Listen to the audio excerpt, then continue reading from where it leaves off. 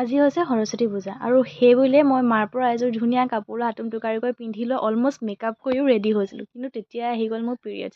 আৰু জানেই আমাৰ ছোৱালী মানুহৰ সেইটো প্ৰব্লেম, ক'বলৈ যাবলৈ ওলালেই মানে সেইটো প্ৰব্লেম আহি যাব, বেছিভাগৰে হয়। মোৰ কিন্তু এইবাৰ ফাৰ্ষ্ট হৈছে, ক'বলৈ যাবলৈ ওলাই মেলি ৰেডি হোৱাৰ পিছত মানে প্ৰব্লেম আহি গৈছে এইটো। আৰু মই যিহেতু যাবলৈ নাপালোঁ, সেইবাবে ভণ্টিকে ধুনীয়াকৈ উলিয়াই মেলি মানে ৰেডি কৰি দিছোঁ মেকআপ চেকআপ কৰি। আৰু জানেই আমাৰ ছোৱালী মানুহ ক'বলৈ ওলাওঁ বুলি ক'লে কিমান বস্তু বিচনাত পৰি বিশৃংখল হৈ থাকে, তেনেকৈ আমাৰো গোটেই বিশৃংখল মানে চাব নোৱাৰা হৈ আছে বিচনা। আৰু মই যিহেতু যাবলৈ নাপালোঁ, এয়া অকলে অকলে ব'ৰ হৈ আছোঁ, ভণ্টিকো উলিয়াই মেলি পঠিয়ালোঁ। এইফালে মেকুৰী পোৱালিটোৰ লগতে লাগি আছে, এইটো পিছে পিছেতো লাগিয়ে থাকে আমাৰ।